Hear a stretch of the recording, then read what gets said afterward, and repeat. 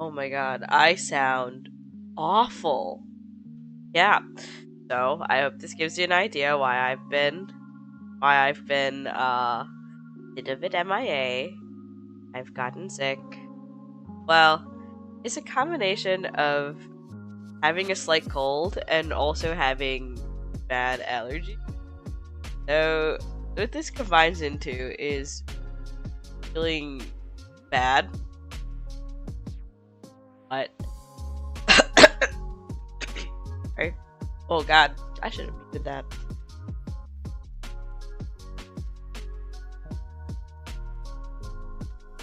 Okay. I'm good now. I'm good now. Don't worry. I know I sound insane. It is because to talk about. So I think I will this will be a short stream because my voice is still not doing great. If I talk for too long, it hurts. So I don't want to do that. I don't want to do that, but I do still want to talk about some stuff and hang out and work on Barbatos because I wanted to, and I do feel a little better. I think I sound a lot worse than I feel. I think that's like the primary thing is my sinuses are absolutely not good. But I am feeling a lot better than I was last week. But because I do have work today, I will probably do a shorter stream. But I at least just wanted to like hop in and update you guys since I will be on kind of a weird schedule for the next few weeks. I won't be here next week because it's Anime Boston and I'll be working at Anime Boston. So if you be at Anime Boston, maybe I'll see you. But I would like to try and recover enough so that I'll be good enough to work at Anime Boston next week. Week after that will be normal. I will be home. I shall be home. But the week after that, I am going on vacation. I'll be going on a trip in my favorite rocket ship, which will most likely be an airplane to a tropical island, which is what I'll be doing. Very excited. But yeah, so just on the top, going over my schedule. This week I'm here, at least for a short stream because I'm sick. Next week I will be gone. It's Anime Boston. I will be there and I won't be able to stream. Week after that, normal. I will be here, home. Granted, I'm not dying. And then the week after that, I'll be on vacation. And then after that, be returning to our regularly stream. I'm so sorry, guys. Yeah. At the end of June, I'll probably be going on another trip. Because I am going to go see a pop concert. And so I will be awful. I sound like one too. Awful. I sound like one too. But, yeah. I finished airing to watch it, but my friend convinced me that I should just get into it, and I did. I'm watching G-Clax. I really like it. The anime is at least past where the movie left off on. Dear to me, in the sense that I don't know if you've ever experienced this, but the idea of like an intersection of multiple things you like coming together in a way that it's like, this was built for me. This is made for me. This is like a specific combination of things that feels like was made for me. Because Quax is 1, Gundam. I love Gundam. 2, produced in part by Studio Kara and Hideaki Anno. Because Evangelion is like one of my favorite pieces of media of all time. And also, the ending theme and some of the insert music is done by Hoshimachi Suisei, who is like my favorite VTuber. Suisei is my Kamiyoshi, is like my VTuber of all time. I love Suisei. She is like one of the VTubers that got me into the entire space as a whole. She means so much to me. And I think it's insane that she's doing music for Gundam. I'm like, no way. So it really just feels like intersection of several things that I really love, and it holds a very deep place in my heart.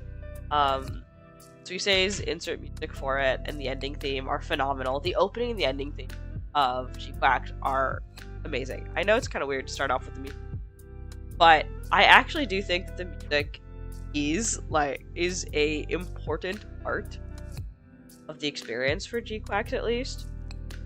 That's one of the things to me that I felt like stands out. The like a lot of other Gundam series, and I guess also makes sense for Stara, is a major theme that's out in G-Quacks is youth. The idea of youth. Like, these are kids that are way over their head. Like, I love Machu so much. She's like the proto. She's such a teenager, like, but in a very realistic sense. Like, she's impulsive and she feels like she has a lot to prove, but she's also like has this naivety to her that like feels so real. And like I think this is very much like, again, it's still very early on in the story. G-Quack is only about 6 episodes in. And one of those episodes even has nothing to do with Machu. One of those episodes is a flashback, which I will get into shortly. But I really love how Machu is portrayed like as a character. And how a lot of the time in anime, especially, I won't lie to you, even Gundam's guilty of this. Of like, I guess, weirdly not really knowing how to portray teenage girls. I think a lot of anime suffers from this in the like, and it's not just anime. I think it's media created by men. Not to like alienate this, but it is like relevant. It is relevant in the sense that like it's not easy to portray an experience that is like so wholly different from your, like, it's not easy, and you can tell that a lot of like people struggle to understand, or even a lot of people don't even want to try to accurately depict the experience of like a teen girl and even bother to do coming of age stuff, or like and like depicting the actual life and not in like a weird kind of, just like, there's also the whole other aspect of like sexualization of teenage girls. That's a can of worms that I do not want to get.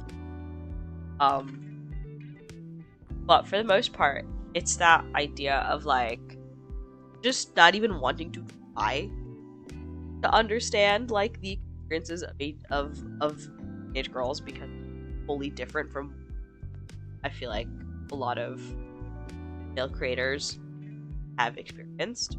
And I really love that, like, even Gundam's guilty of this, of like kind of reducing some of its female characters down to like cardboard cutouts. You know, a lot of media is guilty of reducing its female characters to like cardboard cutouts of like, they are 2 traits and primarily exist to bounce off the more important male characters. Drink some water, but I just want to think about Machu. I like her.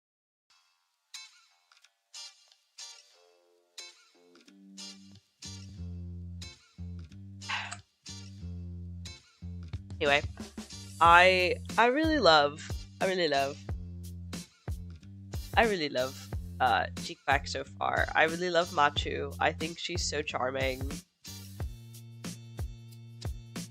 Oh, my Gundam burning. It's arrived. Package now. Paint later. Whoa, you're going on your major's animation. Sick. Have fun. Burning Gundam's really cool. Burning Gundam is fun enough one that I've never built. Well, I have G Gundam, but I've never built the Burning Gundam. I've always wanted to. Have fun. Yeah, I really love G Duck. Heck. I think okay. The point that I was getting to with the music is that I think the music is definitely part of it. I really love that even down to like the music, it all just gives this really, it really provides for the atmosphere of, that makes sense? Like,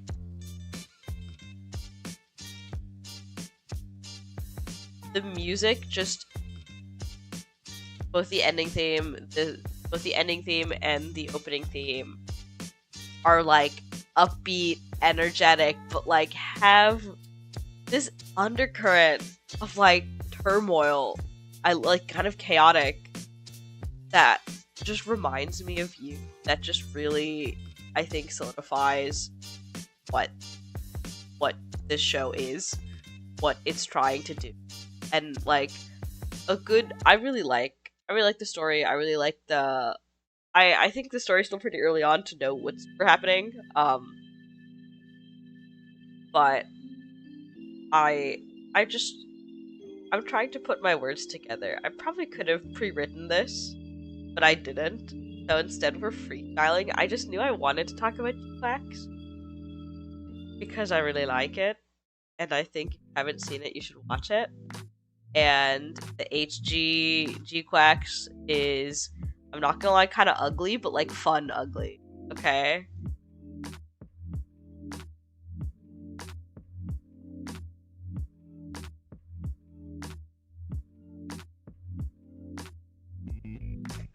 Oh, I told.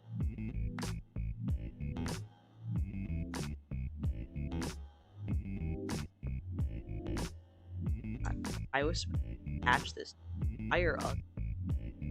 So I've done this.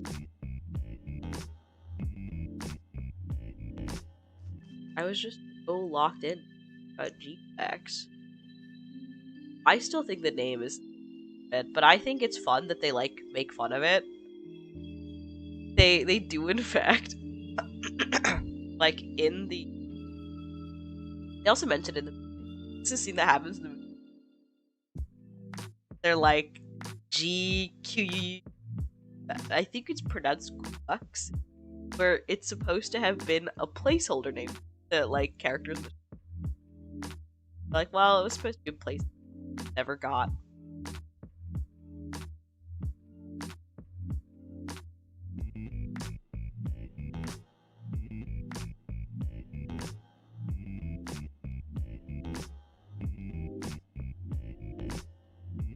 Sucks.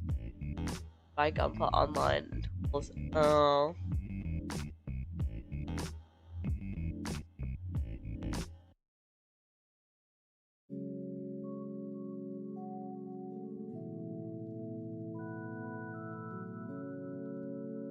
Yeah, I think that's like also an adjustment period that I've had of having my hobbies and like kind of accepting that it will always be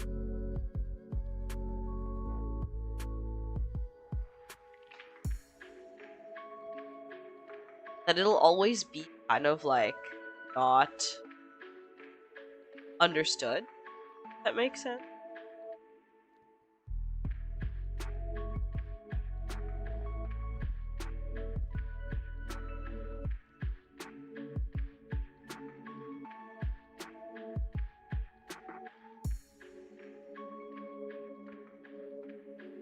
but it doesn't mean you can't.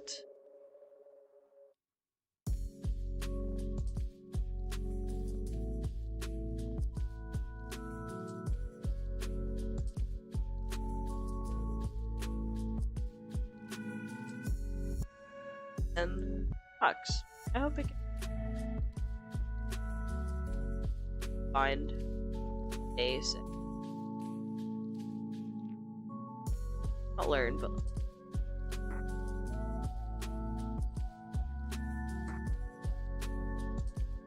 definitely not an it's definitely an experience that it's definitely an experience that I have that I felt before.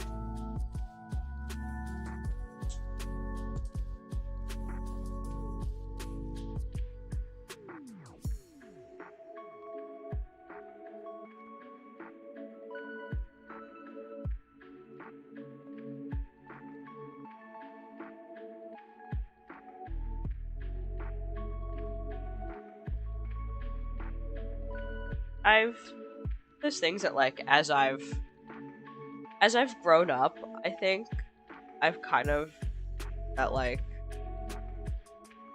in a weird way nothing matters. I think I'm trying to word this in a way that doesn't bad, but I as an adult that has like interests outside of what would be like popular. I hesitate to say normal. I think it's perfectly normal for adults to have hobbies, especially like handicrafts and stuff like that. Like, I don't think it's abnormal. Like, there's tons of people that are into like building and crafting things. You know, it's like a whole thing of like dads who go to a Home Depot. There's tons of people who like building things, handicrafts, like knitting, sewing, robotics even, like if you have the ability to, you know?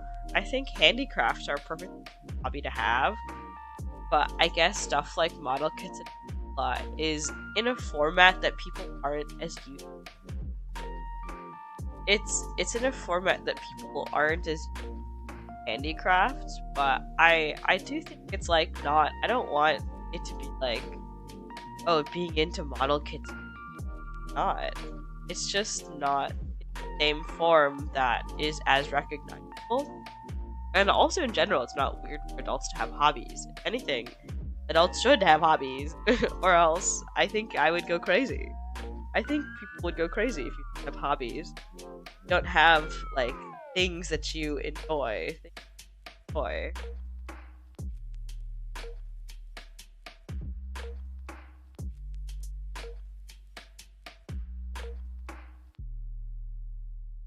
But I also understand that like us gunpla and model kits, it's like not as really recognizable.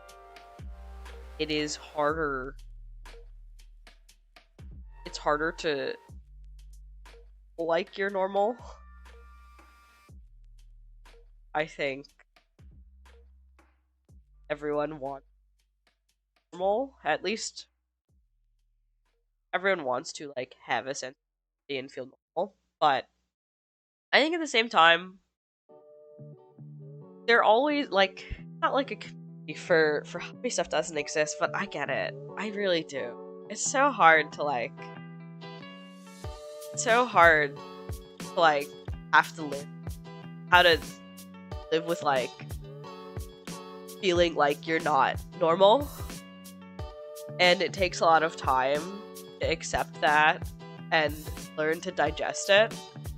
I think even now and at this point in my life, I still don't particularly feel normal, but I also think that it's like part of the myriad of human experiences where I don't think anyone is particularly normal.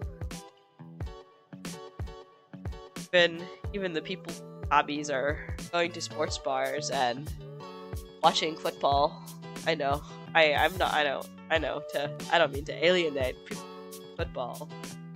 course, there's tons of people like sport. Like, I work at a tabletop store, and it's about as nerdy as it gets. But tons of people love playing Magic the Gathering, but also like work a 9 to 5 and like watching football. You know, it's just a hobby, part of the myriad of human.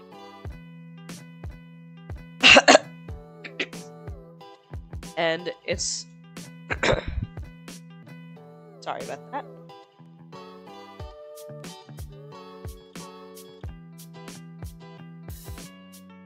It's hard when you just want to feel like a part of it and have a sense of identity, but at the same time, I feel like the person that you are is just tapestry. What else? Oh. Good evening.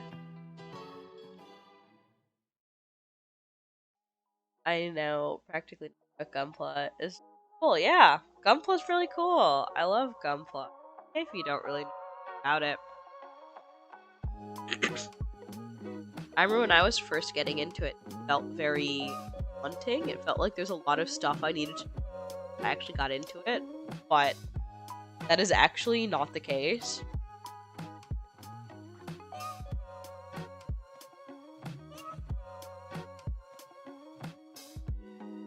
You can kind of just live an experience. There's people who are diehard Gunpla fans. I'm kind of a I am a diehard Gundam fan. I love Gundam. It's so important to me. One's moment.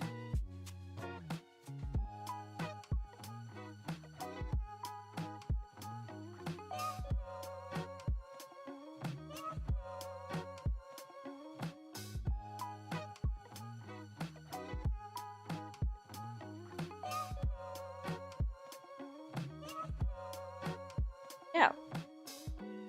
It is MG Barbatos. I'm working on MG Barbatos. Yeah.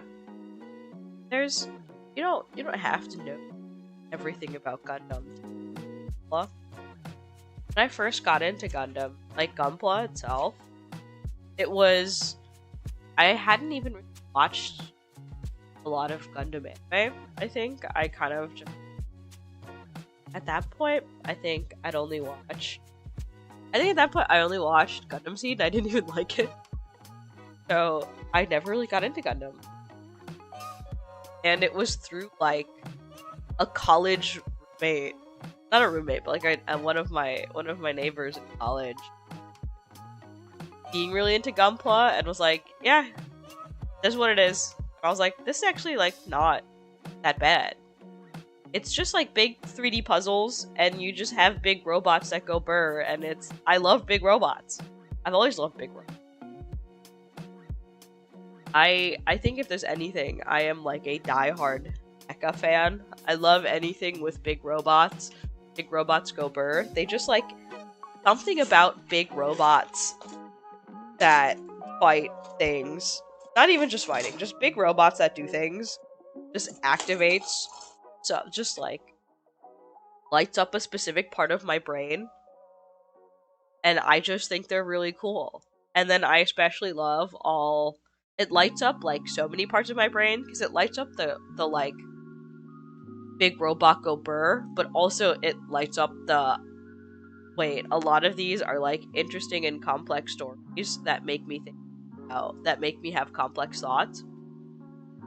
Like of mecha is that it can activate all of these things in my brain, and that is Gundam and mecha in general. And I really want people to get it, because for everyone, whether you just want to look at big robots that explode, or you want like intense, complex narratives about space politics. You got there's something for everyone. And that's what I really love about robots and Gundam and mecha. And you get to And look at him. Well, it's only half of him. The other half is still in progress. He's got one leg. He's got a leg. We're working on the other leg, but he's still got a long way to go. Or he's going around exploding and exploding things and beating up other robots.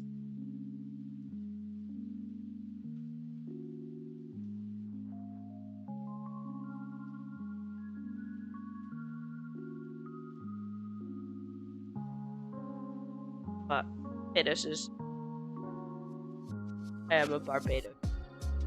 Okay, I think I'm going to finish inner armor, because the way MG Barbatos is, like a lot of the newer MGs, is doing the inner armor outer armor thing, which makes a lot of sense, and I do like when they're built this way.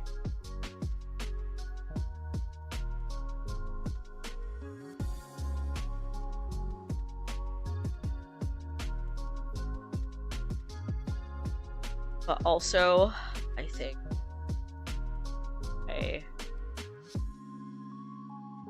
think I've had to pause several times to clear my throat at this point.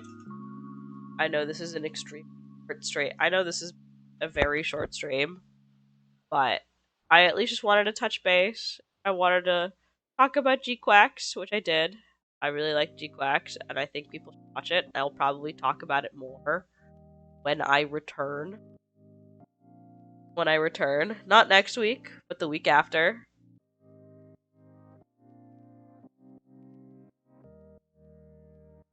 And hopefully there'll be more episodes, because I'm still kind of mixed on how I feel about the first 3 episodes. I think, if possible, hello, and hell yeah, MG Barbatos. We love MG Barbatos.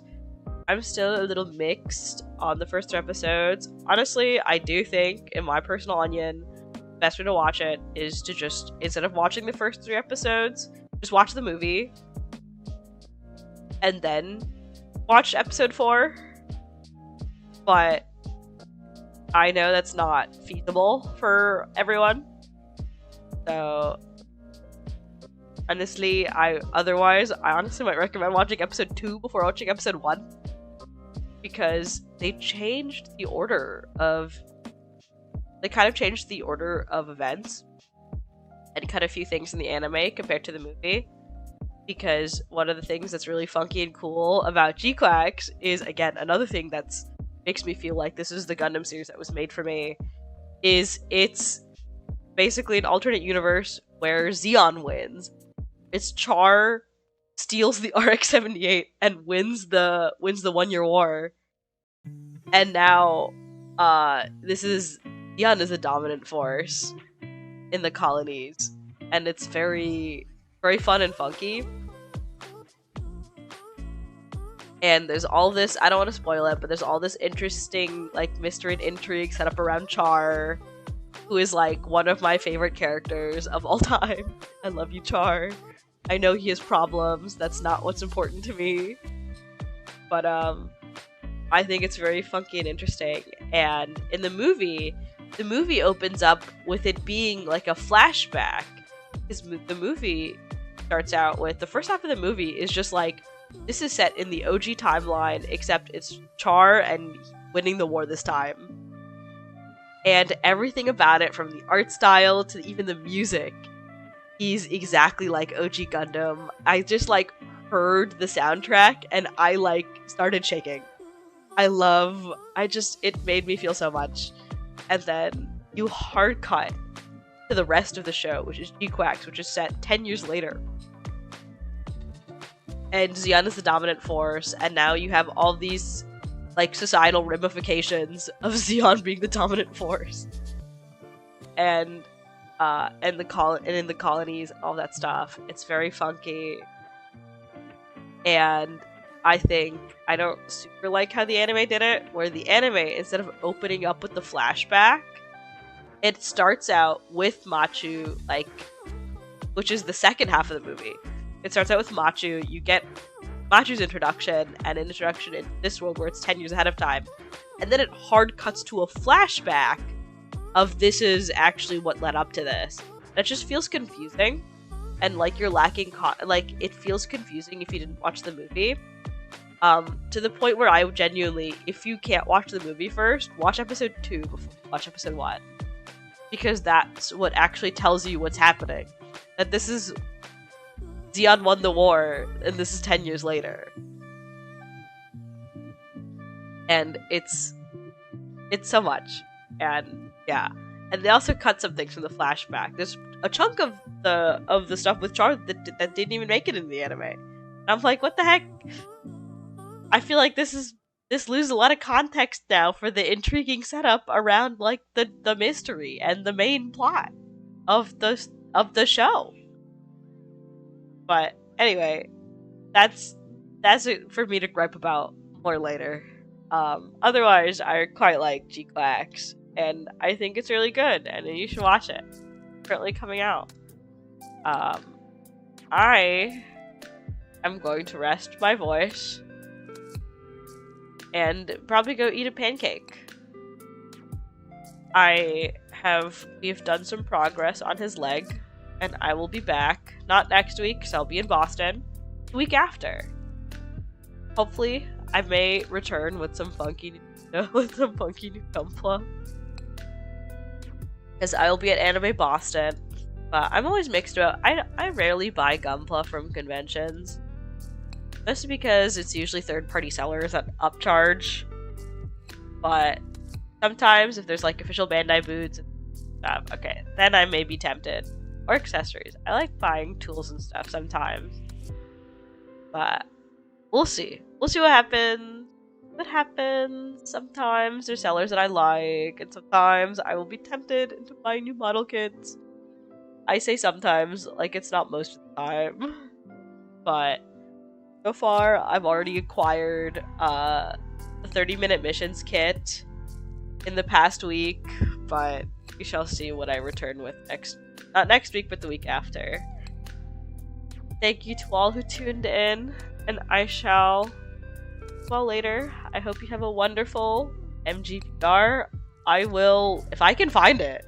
I honestly probably will. If I can find an MGVR, I probably will. Shall see.